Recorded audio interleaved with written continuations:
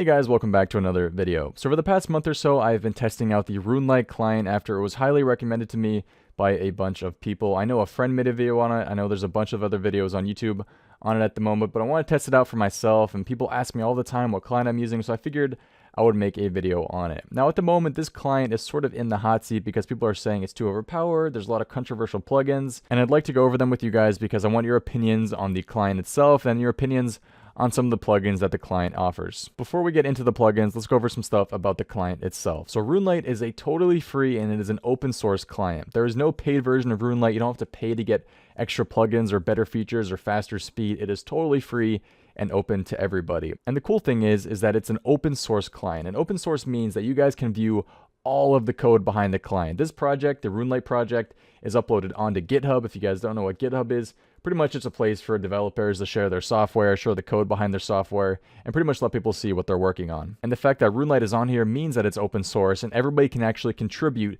to the code behind RuneLite. So RuneLite's not made by one person or 2-3 people. It's made by lots of people who can actually contribute to the client itself. That being said, just because you add something to the client doesn't mean it's going to be in the official client version, but you can actually make custom plugins for yourself and add it to the client. Every week the RuneLite client updates, and whether these updates are bug fixes or new plugins being added, they're all done by people who want to help contribute to the code, so not 1 or 2 people. I mean, over the time that this client has been out, I'm sure dozens and dozens of people have helped contribute to the code. I mean, Wooks has done multiple plugins himself, and if you know Wooks is using a client, you know it's a good client. It's actually pretty cool because with the RuneLite Discord and the community page on GitHub, people can review other people's code and then it'll help make it more efficient, help optimize it for the client itself, which pretty much means that the plugins that are being added are for the most part really amazing. Since a lot of people are looking at the different pieces of code, it pretty much means that there's better chance of mistakes being found and better chances of other people making suggestions to make the client or the plugin better. That being said, just because you make a plugin doesn't necessarily mean it's going to be added to the client itself. If it's too overpowered of a plugin or it's deemed to be too unnecessary for the client itself, then it's not going to be added because Jagex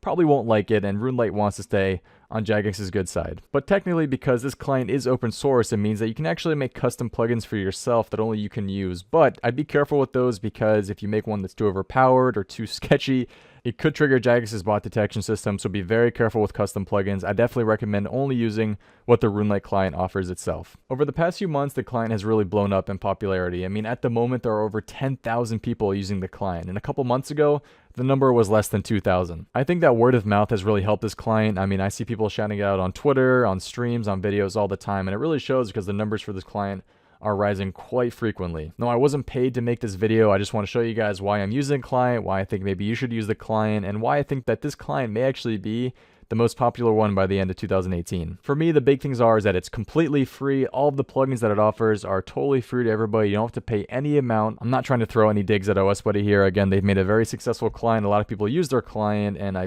give them all the props for that. But again, if I can save myself like 40 bucks a year not paying for a client, then I'm definitely going to use that. I've already talked about the fact that it's open source, which is very important to me because in terms of security, the fact that everybody can see the code pretty much means that there's no chance of your account being compromised on here. Again, no chance is sort of a strong word to use because Jagex always says that if you use a third-party client, use it at your own risk, but the fact that it is open source makes me feel a lot safer using this client. Now, a really nice thing for me is that the client actually is very easy on my computer. It takes up a lot less CPU or memory than any of the other clients do for some reason. I really don't know why. But for you guys who have really good computers, you really don't have to worry about that. But let's say you have, a pretty slow laptop or an older computer that has trouble running the other clients, then RuneLite may actually work for you because it takes up a lot less, like I said, CPU and memory for me, and it may actually work for you as well. I think the fact that the client is completely free, the fact that it's an open source client, and the fact that it has pretty much all the plugins that all the other clients already have will probably, in my opinion, make it the most popular client by the end of 2018. OSBuddy still has more concurrent players at the moment, but it's already past Conduit in popularity, and RuneLoader is completely out of the picture because I believe that client doesn't exist anymore. Now, the final thing we have to go over are the plugins of the client itself. Now, the plugins, for the most part, are pretty standard. It offers pretty much everything that OSBuddy and Conduit do, but there are some unique plugins on RuneLite that people are a bit sketched out by, and I think that might be a reason why they don't want to switch over to the client because they don't like some of the plugins, and we'll go over some of those plugins, and you guys can let me know what you think about them in the comment section below. If you guys have switched over, don't forget to leave why you guys switched over, and if you enjoy the client, and if you guys don't want to switch over, or you're sort of on the edge of switching over, also leave a comment below, and let's get some discussion going on what you guys think of the RuneLite client. Also, if you guys have any questions about the client itself, make sure to leave them too. I'll try to answer any questions you guys have. But let's get into the plugins and what the client actually offers. All right, so on the right side here, I have all of the plugins that it currently offers. I'm just going to scroll down through everything. You guys can look to see if there's any specific plugin you guys are wondering if it had. I'm also going to go over some of the other interesting plugins that it offers.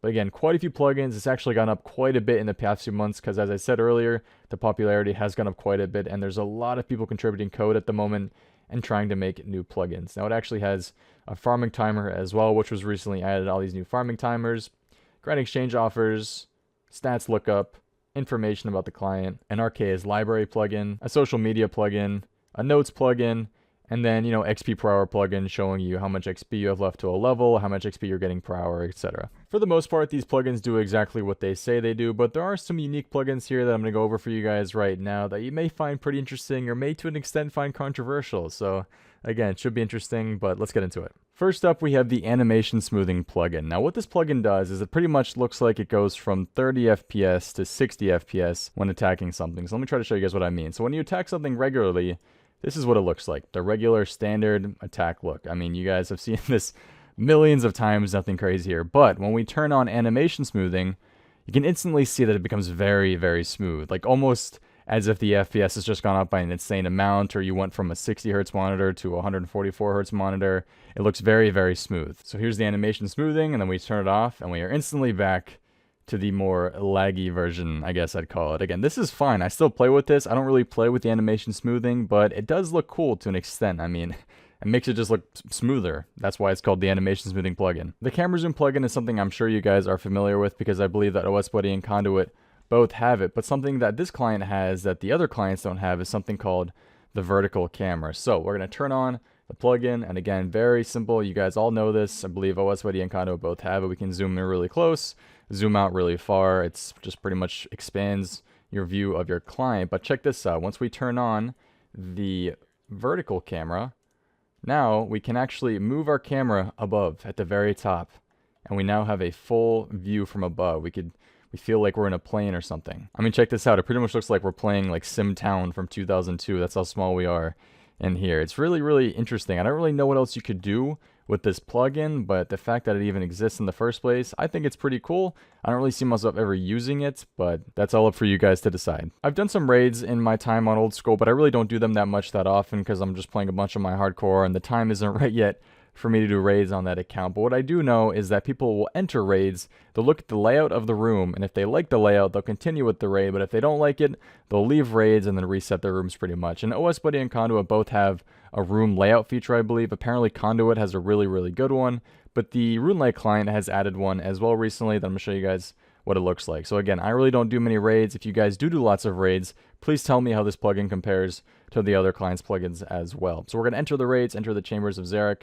It's just simply the Chambers of Xeric plugin on the client, and then up at the top left here, we can see that it has a Raid Scouter plugin. It shows the layout of the rooms. I really don't know what these letters are, but if you guys do know what it means, make sure to let me know. It starts off with Shamans, then we have an Unknown Puzzle, Combat, so the Vaza boss and the Vanguard boss, and the Thieving Puzzle, and then we have another combat room at Mystics as well. So that's the layout of the room, and then we have Ulm at the very end. So whether this is a good raid or a bad raid, I don't know, but this is what the plugin looks like. You also have an option to add whitelisted and then blacklisted rooms, and then enable a whitelist rotation and a layout whitelist. Really don't know much about that, but again, if you guys know about it, make sure to let me know in the comments. The next plugin we have is probably one of the more controversial plugins, mainly because people are just saying it's a bit too overpowered, and that is the Demonic Areolas plugin. Now, this actually was coded by Wooks himself, so you know it's a pretty amazing code already. So pretty much what this plugin does is it actually counts the amount of times that a Demonic Areola attacks you. If you guys don't know how Demonic Areolas work, pretty much they're going to attack you 3 times with a certain combat style, and after 3 attacks with that combat style,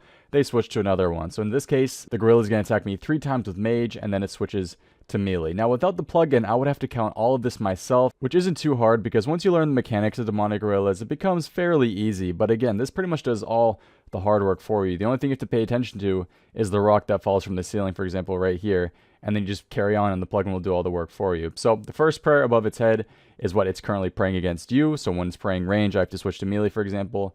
And then the second prayer above its head is what it's using to attack you. And again, 3 attacks from the Demonic Areolas means that it's going to switch to a different combat style. Now, while the plugin doesn't necessarily switch prayers for you or move in different spots for you, what it does do is it just makes your life easier by telling you what to pray against the demonic gorillas, something that you can do by yourself. You don't need the plugin to kill these things. I mean, before this, people were doing it all on their own, and technically you can still get the same amount of kills here without the plugin. All it does is make your life easier here. If you guys have ever wanted to play the game as a true Iron Man, or you don't want to see people around you, this next plugin may be for you, and I find it to be really, really cool. So if we go to the right here and turn on Entity Hider, and then we go to the settings, we have the option to hide all of these different things on our clients. If we want to hide the players around us, simple. We'll just check mark all of these things, and then everybody disappears forever. Well, not forever, because we can just, turn off the plugin, but they're not even right clickable. You can't see them anymore. We have Bob the Cat here, and then we have the NPCs as well. But what if you don't even want to see the NPCs? You actually have the option to turn those guys off as well. And now everything is completely hidden and everything's off. If you guys want to see everything again, just turn off the plugin, and boom, everything is back to normal. Really, really weird, but really, really cool. We have now moved to Zaya and are now in a very pretty graveyard over here. But if we want to make it less pretty, well, we can with RuneLite's low detail mode. So if we go over here to the right and turn on low detail, it actually will turn off some of the higher detail things on Zaya. You can see it actually took away the little cobblestone road here. If you want to get rid of this high detailed water, turn on low detail mode and bam, you have plain blue. I think to get instant results, we actually have to hop worlds in doing this. So I'm going to turn on low detail mode and then just hop worlds, and it should actually happen right away. There we go. So it's gotten rid of the road, it's gotten rid of all this stuff on the grass, it's gotten rid of the floor over here. It's just a very, very simple view of old school without all the it actually looks like Zaya before it was updated. But we can turn all of it back on, and by hopping worlds again, turn off low detail mode, and we are back with all of the pretty graphics. Those are some of the more unique and interesting and I guess controversial plugins I found on RuneLite. If you guys want to try the client out for yourself, definitely try it out for yourself. Again, it's free to try. Everything's open to you guys, and I'll leave a link to the client's website below. It's definitely all up to you guys whether you want to try it out or not. And again, leave your thoughts on the client below. If you guys are still iffy about it or want to, get other people's opinions, check out the comment section of this video. I'm sure there's some lovely discussion going on. If you guys enjoyed the video, don't forget to leave a like, and I hope you guys enjoyed. Thank you for watching. Hope to see you next time. Have a good one, and peace. Wow.